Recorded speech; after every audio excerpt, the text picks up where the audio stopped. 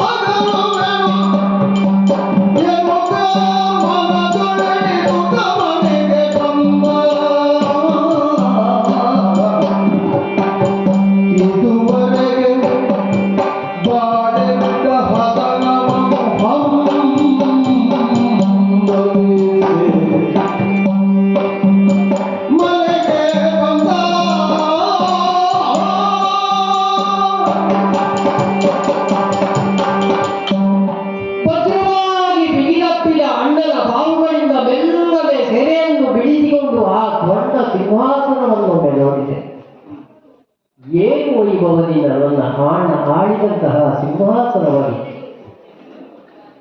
ರಾವಣ ವಧೆಯ ನಂತರ ಅಯೋಧ್ಯೆಗೆ ಬಂದ ನಂತರ ರತ್ನಘಟಿತವಾದ ಸಿಂಹಾಸನದಲ್ಲಿ ಕುಳಿತು ರಾರಾಜಿಸುತ್ತಿದ್ದಂತಹ ಅಣ್ಣನ ಆ ಮಂಗಲ ಮೂರ್ತಿಯನ್ನು ಹೃದಯದಲ್ಲಿ ಸದಾ ನಾನು ಪ್ರತಿಷ್ಠಾಪಿಸಿಕೊಂಡಿದ್ದೆ.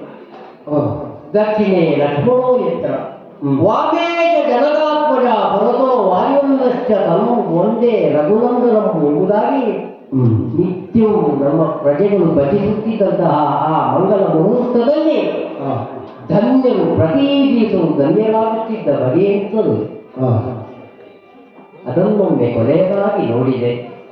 ವಾಮಭಾಗದಲ್ಲಿ ರಾರಾಜಿಸಿಕೊಂಡಿದ್ದಂತಹ ತಾಯಿಯಾದಂತಹ ಮಹಾಮಾತೆ ಸೀತಾಮಾತೆ ಹೋಗಿಬಿಟ್ಟಿದ್ದ. ರಾಮನಿಗೆ ದಕ್ಷಿಣೆಯಾಗಿದ್ದಂತಹ ದಕ್ಷಿಣ ಭಾಗದಲ್ಲಿ ಇದ್ದಂತಹ ಸದಾ ಆ ಭಾಗ್ಯವನ್ನು ಪಡೆದಂತಹ ನಾನು ಇಂದು ಯಾರಿಗೂ ಹೇಳದ ರೀತಿಯಲ್ಲಿ ಅಯೋಧ್ಯೆಯನ್ನು ಬಿಟ್ಟು ಹೋಗಬೇಕಾದಂತಹ ಪರಿಸ್ಥಿತಿ ಬಂತು. ವಿಧಿ ಏನು ಹೇಳುವಂತಹದ್ದು, ವಿಧಿಯನ್ನು ಎದುರಿಸುತ್ತಲೇ ನಮ್ಮ ಬದುಕಿನಲ್ಲಿ ನಾವು ಮಾಡಿದವರು. ಪುರುಷ ಪ್ರಯತ್ನದ ಮೂಲಕ ವಿಧಿಯನ್ನು ಎದುರಿಸುತ್ತೇವೆ ಎಂಬುದಾಗಿ ಹೇಳಿದ್ದು ನನ್ನ ಅಣ್ಣನ ಮಾತನ್ನು. ಅದನ್ನೇ ನಾನು ಈಗ ಮಾಡಬೇಕು. ವಿಧಿಯನ್ನು ಹೀಗಳೆಯುತ್ತಾ ನಾನು ಕುಳಿತುಕೊಳ್ಳುವಂತಾಗಲ್ಲ. ಬದುಕಿನ ಬಗೆಯ ಹದರವನ್ನು ನೋಡುತ್ತಾ ನೋಡುತ್ತಾ ಹೋಗುವಾಗ ಭಿತ್ತಿಯಲ್ಲಿ ಬಿಡಿಸಿದ ಚಿತ್ರಗಳಂತೆ ಒಂದೊಂದು ನೆನಪುಗಳು ನನ್ನನ್ನು ಕಾಡುತ್ತಾ ಇದೆ. ಎಲ್ಲವೂ ಮಸುಕಾಗುತ್ತಾ ಹೋಗುತ್ತಾ ಯಾವುದೋ ಒಂದು ರೀತಿಯ ಪೂರ್ವ ಜನ್ಮದ ಸ್ಮೃತಿ ನನಗೆ ಕೇಳುವುದಕ್ಕೆ ಸ್ಮೃತಿಯಲ್ಲಿ ಬರುವುದಕ್ಕೆ ಆರಂಭವಾಗುತ್ತಾ ಇದೆ. ಹೌದು, ಶ್ವೇತದೀಪದ ಮಧ್ಯದಲ್ಲಿ ರಾರಾಜಿಸುತ್ತಿರುವಂತಹ ಆ ಭಗವಂತ, ಅವನ ಸನಿಹದಲ್ಲಿ ನಾನಿದ್ದೆ. ಶೇಷ ಕಲ್ಪನಾಗಿ ಪವಡಿಸಿದಂತಹ ಮಹಾವಿಷ್ಣುವಿನ ಶೇಷನಲ್ಲೇ ನಾನು ಹಾಗಿದ್ದೆ. ನಿಶೇಷವಾಗಿ ನಾನು ಹೋಗಿ ಶೇಷನಾಗಬೇಕಾದ ಕಾಲ ಮನೆಯಾಗ್ರಹಿಸುತ್ತಾ ಇದೆ. ಆದರೆ ಭೌತಿಕವಾಗಿ ಲಕ್ಷ್ಮಣನಾಗಿರುವಂತಹ ನನ್ನ ದೇಹವನ್ನು ತೊಳೆಯಬೇಕಿದೆ. ಅನುರಾಗವನ್ನು ನಾನು ಬಿಡಬೇಕು. ಅನುರಾಗವನ್ನು ಬಿಡಬೇಕು ಅಂತಾದರೆ ಮಾತೆಯನ್ನು ಮನಸ್ಮರಿಸಿಕೊಂಡು ನನ್ನ ಅನುರಾಗಿಯಾದಂತಹ ಭೂಮಿಯ ತತ್ವಗಳಿಗೆ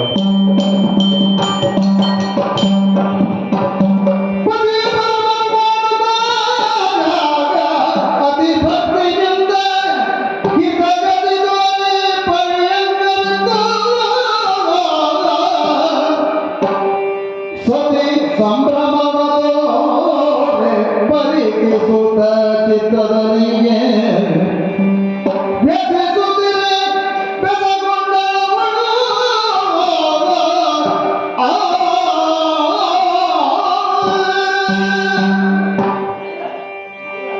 ಸಕಲ ಸಂಪತ್ತುಗಳಿಂದ ಮೆರೆಯುತ್ತಿರುವ ಭವ್ಯವಾದ ಮಿಥಿಲಾ ನಗರವನ್ನು ಆಳುತ್ತಿರುವಂತಹ ಚಕ್ರವರ್ತಿ ಜನಕ ಮಹಾರಾಜನ ಸುತೆಯಾಗಿ ಜನಿಸಿದ ಈ ಊರ್ಮಿಳೆಗೆ ಪುಣ್ಯವಂತೆ. ಇತ್ತ ಸೂರ್ಯವಂಶದ ಚಕ್ರವರ್ತಿಯ ಅರಮನೆಗೆ ಸುತೆಯಾಗಿ ಬರುವಂತಹ ಭಾಗ್ಯವೂ ನನಗೆ ಪ್ರಾಪ್ತವಾಯಿತು. ಅಯೋಧ್ಯ ನಗರದ ವೀರ ದಶರಥ ಮಹಾರಾಜನ ಸುತ, ಲೋಕವೆಲ್ಲ ಮರ್ಯಾದ ಪುರುಷೋತ್ತಮ ಎಂದು ಕೊಂಡಾಡುತ್ತಿರುವಂತಹ ಪ್ರಭು ಶ್ರೀರಾಮಚಂದ್ರನ ಅನುಜ ಲಕ್ಷ್ಮಣ ದೇವನ ಕೈ ಹಿಡಿದಂತಹ ಪುಣ್ಯವತಿಯು ನಾನು. ಮಿಥಿಲಾ ನಗರದಲ್ಲಿ ವಿವಾಹೋತ್ಸವವನ್ನು ಮುಗಿದು ಇನ್ನೇನು ನಮ್ಮನ್ನು ಅಯೋಧ್ಯ ನಗರಕ್ಕೆ ಮಿಥಿಲೆಯ ಪುರದವರೆಲ್ಲ ಬೀಳ್ಕೊಡುವ ಸಂದರ್ಭದಲ್ಲಿ ನನ್ನ ಮಾತಾಪಿತರು ಹೇಳಿದಂತಹ ಮಾತು, ಜನಿಸಿದ ಮನೆಗೂ ಸೇರುವ ಮನೆಗೂ ಬೆಳಕಾಗಿ ಬದುಕು ಮಗಳೇ ಎಂಬುದು ಅದು ಇಂದಿಗೂ ನನ್ನ ಕಿವಿಯಲ್ಲಿ ಅನುರಣಿಸ್ತಾ ಇದೆ. ಮಾತಾಪಿತರ ಮಾತಿಗೆ ತಕ್ಕನಾಗಿ ನನ್ನ ಬದುಕನ್ನು ಕಟ್ಟಿಕೊಂಡವಳು ನಾನು. ಹದಿಬದೆಯ ಧರ್ಮವನ್ನು ಅನುಸರಿಸಿಕೊಂಡು ಪತಿಯ ಪಾದ ಸೇವೆಯೇ ನನ್ನ ಪರಮಭಾಗ್ಯವೆಂದು ನಂಬಿಕೊಂಡು ಪತಿಯ ಪಾದ ಸೇವಕಿಯಾಗಿ ಜೀವನವನ್ನು ಕಟ್ಟಿಕೊಂಡಿದ್ದೇನೆ. ರಾಜ್ಯ ಕಲಾಪದ ಯಾವುದೋ ವಿಚಾರವೋ ಅಥವಾ ವ್ಯವಹಾರದ ವಿಚಾರವೋ ಪತಿ ಮಹಾಶಯರು ಅದನ್ನು ಮುಗಿಸಿಕೊಂಡು ಸುಸ್ತಾಗಿ ಆಯಾಸಗೊಂಡು ಅಂತಃಪುರಕ್ಕೆ ಬರುವಾಗ ಅವರನ್ನು ಯಾವ ರೀತಿ ಎದುರುಗೊಳ್ಳಬೇಕು, ಅವರನ್ನು ಹೇಗೆ ಸ್ವಾಗತಿಸಬೇಕು, ಅವರ ಯೋಗಕ್ಷೇಮವನ್ನು ಹೇಗೆ ನೋಡಿಕೊಳ್ಳಬೇಕು ಎಂಬ ಸೂಕ್ಷ್ಮವನ್ನು ಕೂಡ ಅರಿತವಳು ನಾನು. ಇಂದು ಅದೇನೋ ಅವಸರವಾಗಿ ರಾಜ್ಯಸಭೆಗೆ ಹೋದವರು ನನ್ನ ಪತಿದೇವರು. ಇಷ್ಟು ಹೊತ್ತಾದರೂ ಅಂತಃಪುರಕ್ಕೆ ಬರಲಿಲ್ಲವಲ್ಲ ಎನ್ನುವಂತಹ ಯೋಚನೆಯಲ್ಲಿರುವಾಗ ಅದು ಬಂದೇ ಬಿಟ್ಟರಲ್ಲ, ಸ್ವಾಮಿ ಬನ್ನಿ ಬನ್ನಿ, ನಿಮ್ಮ ಪಾದಕ್ಕೆ ಎರಗಿಕೊಂಡಿದ್ದೇನೆ, ಮೆತ್ತನೆಯ ಗಾದಿಯನ್ನು ಸಿದ್ಧಪಡಿಸಿದ್ದೇನೆ, ವಿರಮಿಸಿ ಸ್ವಾಮಿ.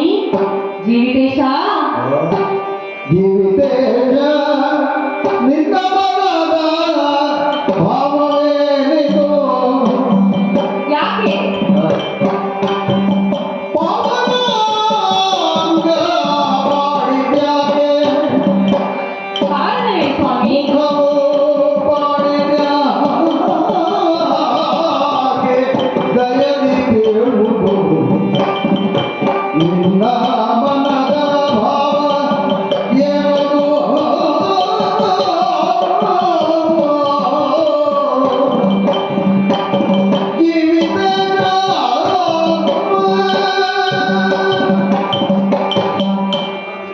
ಪ್ರದೇಶ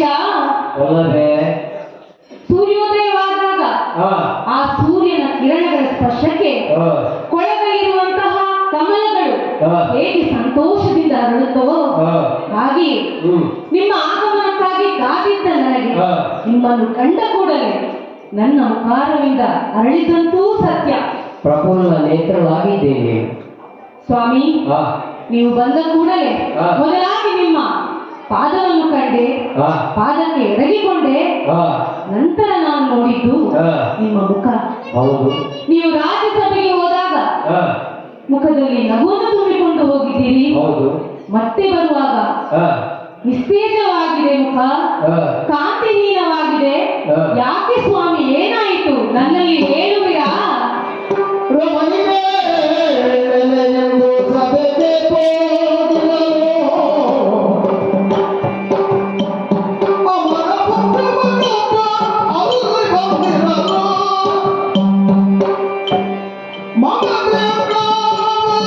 ಮಗದೇವರಾಗಲು ಕ್ರಮವಾಗಿ ಜಯಾಂತಿರ್ಪೆ ನಾನು.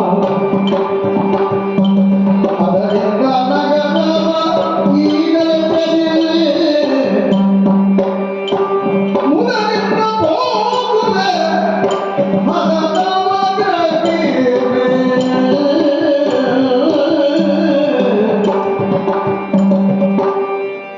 ಪದುಮಲೋಚನೆ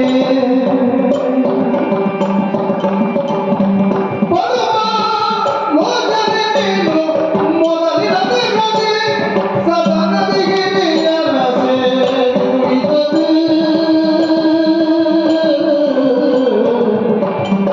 ರಮಣಿ ಕೇಳು.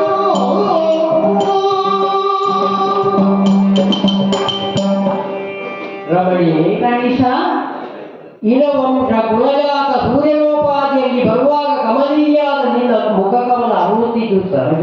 ಹಾ, ಆದರೆ ಈ ಮುಖಕಮಲ ಇಲ್ಲ. ದುಗುಡ ದುಃಖಗಳು ಯಾಕೆ ತುಂಬಿದೆ ಜೀವದೇಶ ಅಂತ ಕೇಳಿದೆ. ಹೌದು ಸ್ವಾಮಿ. ಹೌದು, ನಾನು ಜೀವಿತೇಶ ಆಗಿದ್ದು 14 ವರ್ಷಗಳ ಕಾಲ ಅಯೋಧ್ಯೆಯಲ್ಲಿ ತಪಸ್ವಿನಿಯಾಗಿ ನೀನು ಕಳೆಯಬೇಕಾದ ಆ ಪ್ರಮೇಯ ಒದಗಿ ಬಂದಿತ್ತು. ಹಾ, ತಾಯಂದಿರ ಸೇವೆಯನ್ನು ಮಾಡುತ್ತಾ ನೀನು ಇಲ್ಲಿರು ಎಂಬುದಾಗಿ ಕಣ್ಣೀರಿಂದ ನನ್ನನ್ನು ನೀನು ಬೀಳ್ಕೊಟ್ಟಿದ್ದೆ. 14 ವರ್ಷಗಳು ಕಳೆಯುವ ತನಕ ಕಣ್ಣಲ್ಲಿ ಕಣ್ಣಿಟ್ಟು ನೋಡಿ ಅಯೋಧ್ಯೆಯ ಕಡೆಗೆ ಬಂದಾಗ ನಿನ್ನ ಮುಖದಲ್ಲಿ ಆದ ಆನಂದದ ಆ ಕ್ಷಣಗಳು ಈಗ ಹೃದಯದಲ್ಲಿವೆ. ಮತ್ತೆ ಅನೇಕ ವರ್ಷಗಳ ಕಾಲ ಸಂತಸದಿಂದ ಕಳೆದೆವು. ಹೌದು. ವರ್ಷಗಳು ಯುಗಗಳಂತೆ ಕಳೆದು ಹೋದದ್ದು ನಮಗೆ ಗೊತ್ತಾಗಲಿಲ್ಲ. ಹಾ, ಸಂತಸ ನಮ್ಮ ಜೀವನದಲ್ಲಿ ತುಂಬಿತ್ತು. ಆದರೆ ಈ ಸಂತಸದ ಮಧ್ಯದಲ್ಲಿ ಇನ್ನೊಂದು ಅನಿರೀಕ್ಷಿತವಾದಂತಹ ಘಟನೆ ನಡೆದು ಹೋಯಿತು. ಏನದು ಸ್ವಾಮಿ? ಅಮರಮುನಿಗಳೊಬ್ಬರು ಬಂದರು. ಬಂದವರೇ ನೇರವಾಗಿ ಬಂದು ರಾಮಚಂದ್ರನಲ್ಲಿ, ಅಣ್ಣನಾದ ರಾಮಚಂದ್ರನಲ್ಲಿ ಏಕಾಂತವನ್ನು ಬಯಸಿದರು. ಹಾ, ಏಕಾಂತವನ್ನು ಬಯಸಿ ಕಾರ್ಯ ಏಕಾಂತಗಾರದಲ್ಲಿ ಇರುವಾಗ ಭದ್ರವಾದ ಕಾಮವನ್ನು ನಾನೇ ಮಾಡಬೇಕು ಎಂಬಂತಹ ರಾಜಾಜ್ಞೆಯನ್ನು ಅಡ್ಡಯಿತ. ರಾಜಾಜ್ಞೆಗೆ ನಾನು ಬದ್ಧವೂ ಆದೆ. ಆ ರಾಜಾಜ್ಞೆಯನ್ನು ಮುರಿಯಬೇಕಾದಂತಹ ಅನಿವಾರ್ಯ ಪ್ರಮೇಯ ವಿಗಡಮುರಿಗಳಾದ ದುರ್ವಾಸರಿಂದ ಬಂತು. ಹೌದೇ? ತತ್ಪರಿಣಾಮ ಹಾ, ರಾಜಾಜ್ಞೆಯನ್ನು ಮೀರಿದಂತಹ ರಾಜದ್ರೋಹಿಯಾದ ನನಗೆ ದೇಹಾಂತ ಶಿಕ್ಷೆಯೇ ಆಗಿದೆ. ಆದ್ದರಿಂದ ನಾನು ನಿಮ್ಮನ್ನೆಲ್ಲ ಬಿಟ್ಟು ಕ್ರಮಿಸಬೇಕಾದಂತಹ ಕಾಲ ಬಂದಿದೆ. ಉಳ್ಳ ಕಾಲ ಬಂದಿದೆ. ಅಗಲ್ವೇ ಸ್ವಾಮಿ?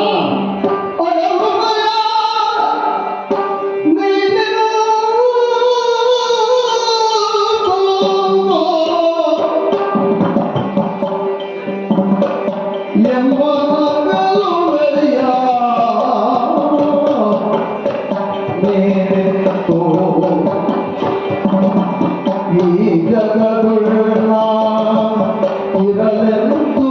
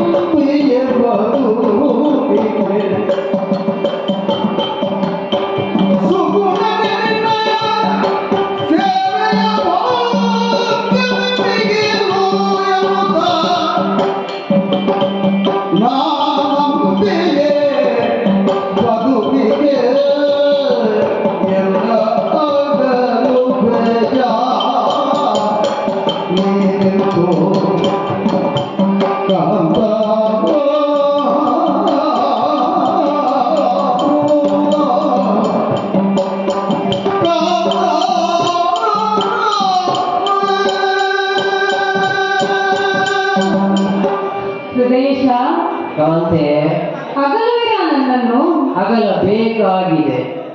ಸ್ವಾಮಿ, ಆ, ದೈವ ಸಂಕಲ್ಪವನ್ನು ಬಲ್ಲವರು ಯಾರು? ಆ, ಮಾನವ ದೇಹವನ್ನು ಹೊತ್ತ ನಮಗೆ ಆ, 10 ಹಲವು ಆಸೆಗಳು. ಆ, ಆದರೆ ಚಿನ್ಮಯನಾದ ದೇವನ ಸಂಕಲ್ಪ ಬೇರೆ ಇದೆ. ಆ, ತಾನೊಂದು ನಡೆದರೆ ದೈವವೊಂದು ಬಗೆಯಿತು ಹೌದು. ಎನ್ನುವ ಮಾತಿಗೆ ಆ. ನಮ್ಮ ಬದುಕಿ ಸಾಕ್ಷಿಯಾಗಬೇಕೆ ಸ್ವಾಮಿ? ಲೋಕಮುಖಕ್ಕೆ ನಮ್ಮ ಸಂಸಾರವೇ ಉದಾಹರಣೆಯಾಗಬೇಕೆ? ಆ. ಹಿಂದಿನದನ್ನು ನೆನಪಿಸಿಕೊಂಡಿರಿ, ಆ, ಮತ್ತೊಮ್ಮೆ ನೆನಪಿಸಿಕೊಳ್ಳಿ ಸ್ವಾಮಿ. ಆ, ಶ್ರೀರಾಮಚಂದ್ರನಿಗೆ 14 ವರ್ಷ ವನವಾಸ ಬಂದೊದಗಿದಾಗ ಹೌದು. ಪತಿಯೊಂದಿಗೆ ತಾನು ಹೆಜ್ಜೆ ಹಾಕುತ್ತೇನೆ ಎಂದು ಸತಿಯಾದ ಸೀತಾದೇವಿ ಹೊರಟು ನಿಂತಾಗ ಆ, ಅಣ್ಣನೊಂದಿಗೆ ಹೊರಟು ನಿಂತವರು ನೀವು. ಬಿಟ್ಟ ಕಣ್ಣುಗಳಿಂದಲೇ ನನ್ನನ್ನು ನೋಡಿದಾಗ ಇಲ್ಲೇ ನಿಲ್ಲಬೇಕು ಎಂಬಂತಹ ಆಜ್ಞೆಯನ್ನು ನಾನು ಕೊಟ್ಟಿದ್ದೇನೆ. ಪಾದಕ್ಕೆ ಒರಗಿ ಬೇಡಿಕೊಂಡೆ, ಆ, ನನ್ನನ್ನು ನಿಮ್ಮ ಜೊತೆ ಕರೆದುಕೊಂಡು ಹೋಗಿ. ಆ, ಯಾಕೆಂದರೆ ಹದಿಬದೆಯ ಧರ್ಮವನ್ನು ಪಾಲಿಸುವವಳು ನಾನು. ಆ. ನಿಮ್ಮ ಪಾದ ಸೇವೆಯಲ್ಲೇ ನನ್ನ ಬದುಕಿನ ಸಾರ್ಥಕ್ಯವನ್ನು ಕಾಣುವವಳು ನಾನು. ಆ. ಅಪ್ಪಣೆ ಕೊಡಿ ಎಂದೆ. ಆ, ನೀವು ಅಪ್ಪಣೆ ಕೊಡಲಿಲ್ಲ. ಹೌದು. ನಾನು ಇಲ್ಲೇ ಉಳಿದೆ. ತಾಯಂದಿರ ಸೇವೆಯನ್ನು ನೀನು ಮಾಡಬೇಕು ಅಂತ ಹೇಳಿದ್ದೇನೆ ನಾನು. ಕರ್ತವ್ಯವನ್ನ ನಿರ್ವಹಿಸಿದೆ. ಆ. ಆದರೆ ಸ್ವಾಮಿ, ಆ, ಮತ್ತೆ ಅಂತಹ ಧರ್ಮ ಸಂಕಟ ಬಂದೊದಗಿದ್ರೆ ನಮಗೆ, ಹೌದು. ಮತ್ತೆ ಅಗಲುವಿಕೆಯ ಪರಿಸ್ಥಿತಿ ಒದಗಿದ್ರೆ, ಪ್ರಾಣೇಶ, ಊರ್ಮಿಳಾ, ನೀವು ಅಂದು ನೀನು ತಾಯಂದಿರ ಸೇವೆಯನ್ನು ಮಾಡಿದಂತೆ ಇಂದು ಸೇವೆಯನ್ನು ಮಾಡುತ್ತಾ ಸದನದಲ್ಲಿ ನೀನು ಇರಬೇಕು. ಸ್ವಾಮಿ, ಆ, ನಿಮಗೆ ಏನೂ ಬೇಡ, ಅನಂತರವರೆಗೆ ಸಾಗುತ್ತೇನೆ ಎಂದು ಹೇಳುತ್ತಾ ಇದ್ದೀರಿ. ಈ ಅರಮನೆ ಬೇಡ, ಈ ಪುರಜನ ಬೇಡ, ಯಾವ ವೈಭೋಗವು ಬೇಡ ಎಂದು ಹೇಳ್ತೀರಿ. ಅನಂತದೊಡನೆ ಅನಂತವಾಗಿ ಹೋಗುವುದಕ್ಕೆ ನಾನು ಸಿದ್ಧನಾಗಿದ್ದೇನೆ. ನಿಮಗೆ ಬೇಡವಾದಂತಹ ಈ ಅರಮನೆ ಆ, ನನಗೆ ತಿಳಕ್ಕೆ ಸಮಾನ ಸ್ವಾಮಿ, ಶೂನ್ಯಕ್ಕೆ ಸಮಾನ. ಸಾಕು ನನಗೆ, ಸಾಕು.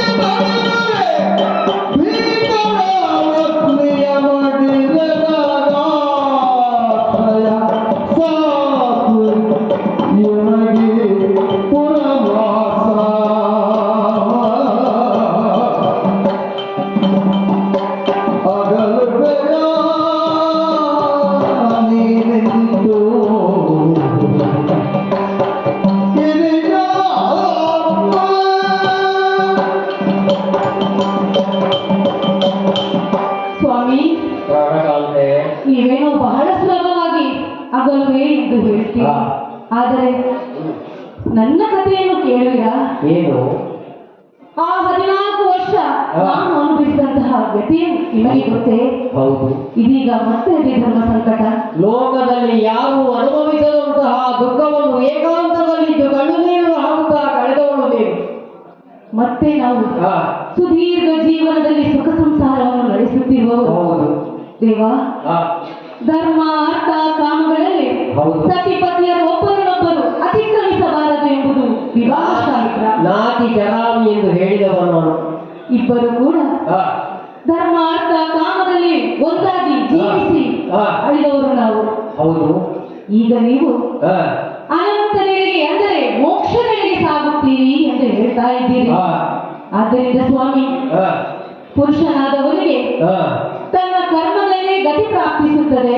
ನನ್ನ ದಾರಿಯನ್ನು ಈಗಾಗಲೇ ನಾನು ನಿಶ್ಚಯಿಸಿಕೊಂಡಿದ್ದೇನೆ. ಆದರೆ ಸತಿಯಾದವಳಿಗೆ ಹಾಗಲ್ಲವಲ್ಲ, ಆ, ಪುರುಷನ ಧರ್ಮ ಮಾರ್ಗದಲ್ಲೇ ಗತಿ ಕಾಣಿಸುತ್ತದೆ.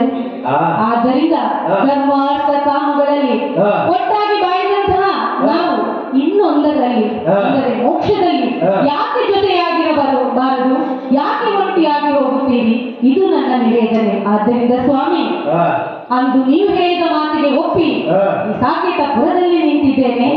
ಇಂದು ಹಾಗಲ್ಲ ಸ್ವಾಮಿ, ನಿಮ್ಮ ಜೊತೆಗೇ ಬರುತ್ತೇನೆ. ನಿಮ್ಮ ಅನಂತರೆಡೆಗಿನ ಪಯಣದಲ್ಲಿ ನಾನು ಜೊತೆಗಾತಿಯಾಗುತ್ತೇನೆ. ಇದಕ್ಕೆ ನೀವು ಒಪ್ಪಲೇಬೇಕು ಸ್ವಾಮಿ. ಪುರವಾದ ಮೇಲೆ ಸಾಕಾಗಿದೆ ಹಾಗಿದ್ರೆ. ಇಲ್ಲವಾದಲ್ಲಿ ಏನು ನನ್ನ ಅಧಿಪತಿಯ ಧರ್ಮ ಇದೆ, ಹಾ. ಪಾತಿವ್ರತೆಯ ಶಕ್ತಿ ಇದೆ. ಹಾ. ಅದರಲ್ಲಿ ಅಗ್ನಿಕುಂಡವನ್ನೇ ರಚಿಸಿ ನನ್ನ ಈ ದೇಹವನ್ನು ಅಗ್ನಿಗೆ ಆಹುತಿ ಮಾಡಿಕೊಳ್ಳುತ್ತೇನೆ. ಈ ಬದುಕು ನನಗೆ ಬೇಡ ಸ್ವಾಮಿ, ಬೇಡ.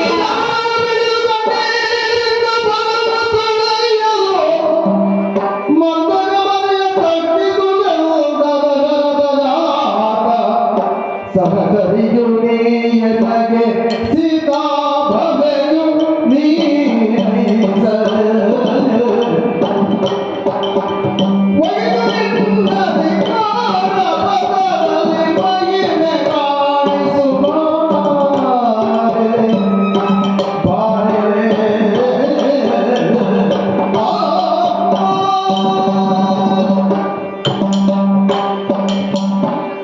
ಊರ್ಮಿಳ ತಿಳಿದವರೇ ಇದು.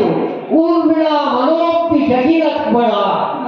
ನನ್ನ ಮನಸ್ಸನ್ನು ಚೆನ್ನಾಗಿ ಅರ್ಥ ಮಾಡಿಕೊಂಡವಳು ನೀನು. ಹೌದು ಸ್ವಾಮಿ. ಒಂದರ್ಥದಲ್ಲಿ ಇದು ಪರೀಕ್ಷೆಯೂ ಆಯಿತು. ನಿನ್ನ ಅಂತರಂಗವೇನು ಎಂದು ತಿಳಿಯುವುದಕ್ಕೆ ಈ ಗಳಿಗೆ ಒದಗಿ ಬಂತು. ಓಹೋ. ಊರ್ಮಿಳ, ಸೀತಾ ಮಾತೆಯ ಸಹವಾಲೆ ನೀನು ಎಂಬುದು ಈಗ ಅರ್ಥವಾಗಿ ಹೋಯಿತು ನನಗೆ. ಆ ಮಹಾತಾಯಿ ಭೂಮಿ ಜಾತೆ ಭೂಮಿಯಲ್ಲಿ ಇಳಿದು ಹೋದ್ರು. ಸೇರಬೇಕಾದಲ್ಲಿ ಬಹುಶಃ ಸೇರಿರಬೇಕು. ಹಾಗಿದ್ರೆ ಅರ್ಥಾಂಗಿನಿಯಾದ ಧರ್ಮಪತ್ನಿಯಾದ ಸದಾ ನಿನ್ನನ್ನು ಅನುಸರಿಸಬೇಕಾದಂತಹ ನಾನು ನಿನ್ನನ್ನು ಬಿಡಲೊಲ್ಲೆ ಅಂತ ಹೇಳ್ತಾ ಇದ್ದೀನಿ. ಪುರವಾಸ ಸಾಕಾಯಿತು ಅಂತ ಹೇಳಿದೆ. ಹೌದು ಸ್ವಾಮಿ. ಒಂದರ್ಥದಲ್ಲಿ ಅಯೋಧ್ಯೆ ಎಂಬಂತಹ ಪುರವೂ ನಿನಗೆ ಸಾಕಾಯಿತು. ಈ ಪುರ ದೇಹವೆಂಬಂತಹ ಪುರವೂ ಸಾಕು. ದೇಹ ತ್ಯಾಗ ಮಾಡೋಣ ಎಂಬಂತಹ ಸಂಕಲ್ಪವನ್ನು ನೀನು ಹೇಳ್ತಾ ಇದ್ದಿ. ಅದಕ್ಕೆ ನಾನು ಹೊರಟವನು. ಹಾಗಿದ್ರೆ ಜೀವನದಲ್ಲಿ ಧರ್ಮಿಯಾಗಿ ಸಹಯಾತ್ರಿಕೆಯಾಗಿ ಹೊರಟಂತಹ ನೀನು ಈಗ ಯಾತ್ರೆಯಲ್ಲಿ ಸಹಯಾತ್ರಿಗಳಾಗಿ ಬರ್ತೇನೆ ಅಂತ ಅಂದರೆ ನಾನು ಸಂತೋಷದಿಂದ ಸ್ವೀಕರಿಸ್ತೇನೆ. ಆದರೆ ಅಗ್ನಿಗೆ ಅರ್ಪಿಸುವಂತಹದ್ದಲ್ಲ, ಪೂಜಾತೆ ಭೂಮಿಗೆ ಇಳಿದು ಹೋಗು. ಹಾಗಿದ್ರೆ ನಾವು ನೀರನ್ನು ಹುಡುಕುತ್ತಾ ಹಾಗೆಯೇ ಹೋಗೋಣ. ಧನ್ಯೋಸ್ಮಿ.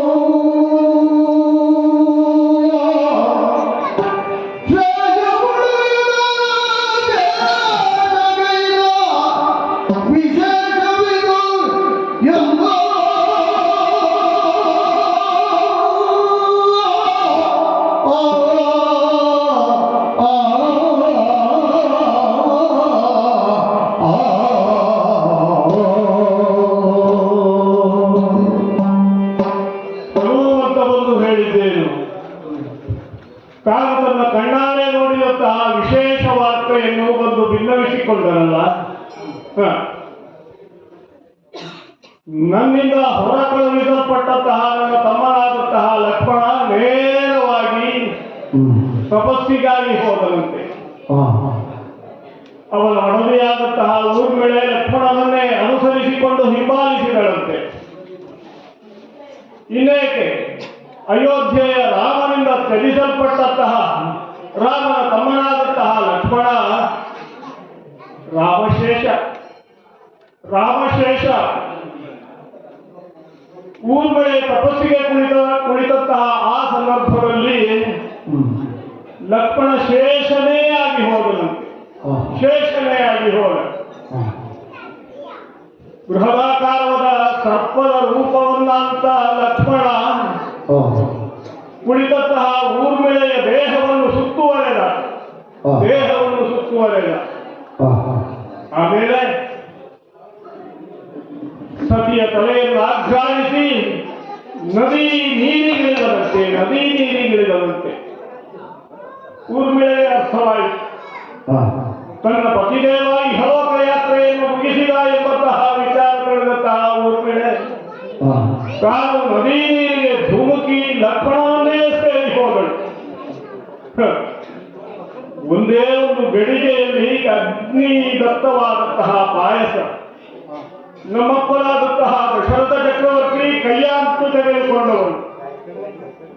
ಮಡದಿಯರಾದಂತಹ ಕೌಸಲ್ಯೆ, ಸುಮಿತ್ರೆ ಹಾಗೂ ಕೈಕಾಮಾತೆಗೆ ಪಾಲು ಮಾಡಿಕೊಟ್ಟವನು. ಪೂರ್ತಿ ಅರ್ಧ ಭಾಗ ನಮ್ಮವ್ವೆಯಾದಂತಹ ಕೌಸಲ್ಯ ಮಾತೆ, ಉಳಿದದ್ದರಲ್ಲಿ ಅರ್ಧ ಭಾಗ ಕೈಕಾಮಾತೆ, ಮತ್ತುಳಿದದ್ದು ಸುಮಿತ್ರಾದೇವಿಯ ಕೈಯಿಂದ ಒಂದಷ್ಟು ಚೆಲ್ಲಿ ಹೋಯಿತು ಅಂತೇಳಿ ಹೇಳುವುದು ಕೇಳಿದ್ದೇನೆ ನಾನು. ಕೈಕಾಮಾತೆ ತನ್ನ ಪಾಲಿನ ಪಾಯಸದಿಂದ ಅಲ್ಪ ಭಾಗವನ್ನು ಸುಮಿತ್ರೆಗೆ ಕೊಟ್ಟಳಂತೆ. ಆದ್ದರಿಂದ ಇಬ್ಬರು ಮಕ್ಕಳು ಸುಮಿತ್ರಾ ಮಾತೆಗೆ, ಲಕ್ಷ್ಮಣ ಶತ್ರುಘ್ನ. ಲಕ್ಷ್ಮಣ ಸರ್ವಕಾಲದಲ್ಲಿಯೂ ಕೂಡ ರಾಮನನ್ನು ರಕ್ಷಣೆ ಮಾಡುತ್ತಲೇ ತನ್ನ ಜೀವನವನ್ನು ಕಳೆದ. ರಾಮನ ಮಟ್ಟಿಗೆ ಲಕ್ಷ್ಮಣ ಶೇಷಶಾಹಿಯ. ಇವಾಗ ರಾಮನ ಜೀವಿತದ ಶೇಷವಾಗಿದ್ದಂತಹ ಲಕ್ಷ್ಮಣ ಇಳಿದು ಹೋದ.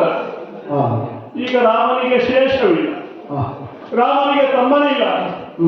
ಶೇಷರಹಿತನಾದಂತಹ ಲಕ್ಷ್ಮಣನ ವಿಧಿ ದೂರ್ವಾಸರು ಯಾಕೆ ಬಂದರು ಅಂತೇಳಿ ಈಗ ಗೊತ್ತಾಯಿತು. ರಾಮ ಇಹಲೋಕ ಯಾತ್ರೆಯನ್ನು ಮುಗಿಸುವಂತಹ ಸಂದರ್ಭದಲ್ಲಿ ಶೇಷ ರಾಮನನ್ನು ಹಿಡಿದುಕೊಳ್ಳುವುದಕ್ಕೆ ವೈಕುಂಠದಲ್ಲಿ ಬೇಕು ಎಂದು ಭಾವಿಸಿದರೆ, ಅದಕ್ಕಾಗಿಯೇ ದೂರ್ವಾಸರು ಲಕ್ಷ್ಮಣನನ್ನು ಮೊದಲೇ ಕಳುಹಿಸುವಂತಹ ವ್ಯವಸ್ಥೆ ಮಾಡಿದರೆ, ನಿಜ ಶೇಷನಾಗಿ ತನ್ನ ಕರ್ತವ್ಯವನ್ನು ಬೆಳೆದು ರಾಮನ ಬರವನ್ನೀಕ್ಷಿಸುತ್ತಾ ಲಕ್ಷ್ಮಣ ಮೊದಲೇ ಹೋದ. ಇನ್ನೇನು ಉಳಿದಿದೆ? ಜಾನಕಿ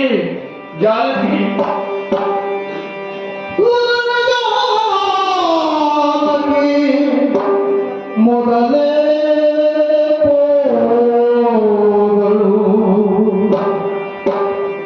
ಲಲನೆ ಜಾನಕಿ ಮೊದಲೇ ಹೋದಳು.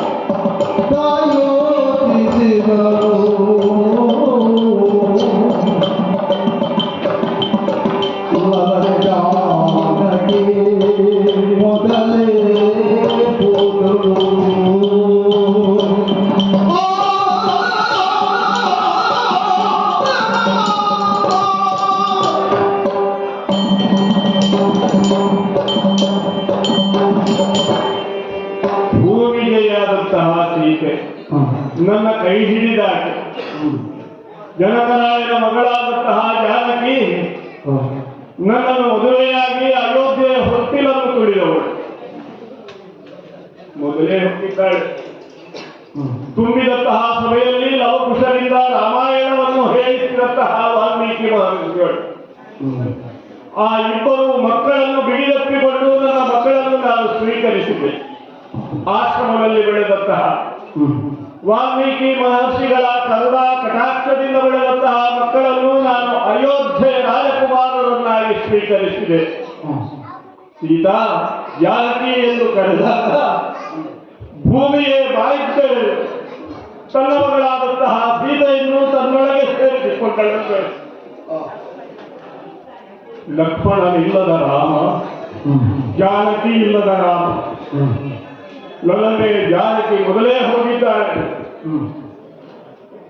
ಜಾನಕಿ ಹೋದಂತಹ ಕಡೆಗೆ ನಾನು ಹೋಗಬೇಕಾದ್ದು ನನ್ನ ಕರ್ತವ್ಯ. ಯಾಕಂದ್ರೆ ನನ್ನ ಎದೆಯಲ್ಲಿ ಸ್ಥಾನ ಕೊಟ್ಟವನು ನಾನು ಜಾನಕಿ. ಲಕ್ಷ್ಮಣ ನೀರಿಗೆ ಇಳಿದು ಹೋಗಿದ್ದಾನೆ. ನಾನಿನ್ನಿದ್ದು ಮಾಡುವುದೇನಿದೆ, ಏನು ಬೇಕೋ ಅದೆಲ್ಲವನ್ನೂ ಸಾಧಿಸಿದ್ದೇನೆ. ನನ್ನ ಜನ್ಮದ ಉದ್ದೇಶ ಏನು ಅದೆಲ್ಲವೂ ಸಫಲವಾಗಿ ಹೋಗಿದೆ. ರಾವಣಾದಿ ರಕ್ಕಸರನ್ನು ವಧಿಸುವುದಕ್ಕಾಗಿಯೇ ರಾಮ ಎಂಬ ಹೆಸರಿನಿಂದ ದಶರಥನ ಮಗನಾಗಿ ಜನಿಸುವಂತಹ ಅನಿವಾರ್ಯತೆ ನನಗೆ ಬಂದೊದಗಿತ್ತು. ನೆನಪಾಗುತ್ತಾ ಇದೆಯಲ್ಲ ಭೃಗುಶಾಪ. ಶಾಂತಿದೇವಿಯ ತಲೆ ಕಡಿದಂತಹ ತಪ್ಪಿಗಾಗಿ ಧರೆಯಲ್ಲಿ 10 ಅವತಾರಗಳನ್ನೆತ್ತಬೇಕು ನೀನು ನಾರಾಯಣ ಅಂತೇಳಿ ಭೃಗು ಮಹರ್ಷಿ ನಾರಾಯಣ ದೇವರಿಗೆ ಶಾಪ ಕೊಟ್ಟರು. ಒಂದಲ್ಲ, ಎರಡಲ್ಲ, 3, 4, 5 ಪರಶುರಾಮನಾಗಿ ಆಮೇಲೆ ರಾಮನಾಗಿ ಜನ್ಮವೆತ್ತಿದೆ.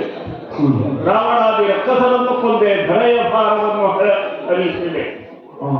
ನಾನಿನ್ನಿದ್ದೇನು ಮಾಡುವುದು, ಇದಲ್ಲೇ ಕಾಲಪುರುಷ ನನಗೆ ಎಚ್ಚರಿಕೆಯನ್ನು ಕೊಟ್ಟದ್ದು. ಲಕ್ಷ್ಮಣನಿಲ್ಲದ ರಾಮ ಬೇಡ ಇಲ್ಲಿಗೆ, ಸೀತೆ ಇಲ್ಲದ ರಾಮ ಇನ್ನು ಉಳಿಯಬೇಕಾಗಿಲ್ಲ. 11 ಸಹಸ್ರ ವರ್ಷಗಳ ಕಾಲ ಸುಖವಾಗಿ ರಾಮರಾಜ್ಯ ಸ್ಥಾಪನೆಯನ್ನು ಮಾಡಿದೆ. ರಾಮಾಭಿರಾಮನಾಗಿ ಬೆಳೆದೆ. ಆತ್ಮಾನಂ ಮಾನುಷಮನ್ಯೇ ಎಂದು ಹೇಳಿದರು. ನನ್ನನ್ನು ದೇವರಾಗಿ ಪೂಜಿಸಿದವರು ಬಹಳಷ್ಟು ಮಂದಿಗಳು. ಈ ರಾಜ್ಯ ಸುಖವಾಗಿ ರಾಮರಾಜ್ಯವಾಗಿ ಬೆಳೆಯಲೇಬೇಕು. ಆದರೆ ಇಲ್ಲಿಂದ ತೆರಳುವ ಮುನ್ನ ಇದು ನನ್ನ ಕೊನೆಯ ಪಟ್ಟದೇರು. ಈ ಸಿಂಹಾಸನದಲ್ಲಿ ಕುಳಿತು ಒಂದು ವಿಚಾರವನ್ನು ನಾನು ಬಗೆಹರಿಸುವೆ. ಇಲ್ಲಿಯ ವ್ಯವಸ್ಥೆಯನ್ನು ಮಾಡಬೇಕಲ್ವೇ? ಅದಕ್ಕಾಗಿ ಕುಶನಿಗೆ ಪಟ್ಟವನ್ನು ಕೊಟ್ಟಿದ್ದೆ. ಅಯೋಧ್ಯೆಯ ಸಿಂಹಾಸನದಲ್ಲಿ ಮೊದಲಾದಂತಹ ಕುಶನನ್ನು ಪ್ರತಿಷ್ಠಾಪನೆ ಮಾಡಿ ಗುರುಗಳಾದಂತಹ ವಸಿಷ್ಠರ ಕೈಯಿಂದ ಮಂತ್ರಾಕ್ಷತೆಯನ್ನು ಹಾಕಿದ್ದೆ. ಲವನಿಗೆ ಶ್ರಾವಸ್ತಿಯಲ್ಲಿ ಪಟ್ಟಾಭಿಷೇಕವನ್ನು ಮಾಡಿದ್ದೇನೆ. ಮಕ್ಕಳು ಮೊಮ್ಮಕ್ಕಳಾದಿಯಾಗಿ ಈ ಸೂರ್ಯವಂಶದ ಸಿಂಹಾಸನದ ಅಧಿಕಾರದ ಚುಕ್ಕಾಣಿಯನ್ನು ಹಿಡಿದು ಇದು ತನಕ ಧರ್ಮಮಾರ್ಗದಲ್ಲಿ ನ್ಯಾಯ ನೀತಿಯುತವಾಗಿ ಹೇಗೆ ನಾನು ಆಡಳಿತವನ್ನು ನಡೆಸಿಕೊಂಡು ಬಂದೆನೋ ಅದೇ ಪ್ರಕಾರವಾಗಿ ಎಲ್ಲರೂ ಕೂಡ ನನ್ನ ಮಗಳಾದಂತಹ ಕುಶನನ್ನು ಈ ಅಯೋಧ್ಯೆಯ ಸಿಂಹಾಸನದಲ್ಲಿ ಚಕ್ರವರ್ತಿಯಾಗಿ ಕಂಡು ಅವರಿಂದ ಸೇವಿಸಲ್ಪಡುವಂತಹ ಭಾಗ್ಯ ದೊರೆಯಲಿ, ಗುರು ವಸಿಷ್ಠರ ಅನುಗ್ರಹ ದೊರೆಯಲಿ. ಹಿಂದಿನ ಓಲಗಳನ್ನು ಮುಕ್ತಾಯಗೊಳಿಸಿದ್ದೇನೆ. ರಾತ್ರಿ ಆಯ್ತಲ್ಲ, ಉದಯ ಕಾಲದಲ್ಲಿ ಕುಶಲದಲ್ಲಿ